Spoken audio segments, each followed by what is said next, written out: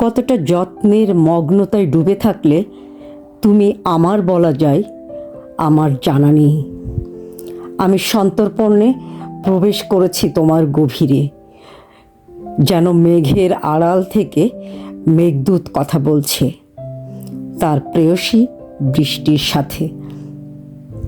আমার সভ্যতার শুভ্রতা তুমি।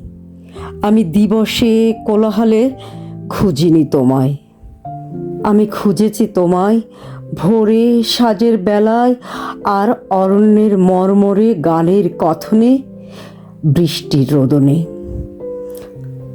তবু কতটা প্রেমাসক্ত হলে একে ভালোবাসা বলা যায় জানা নেই আমার।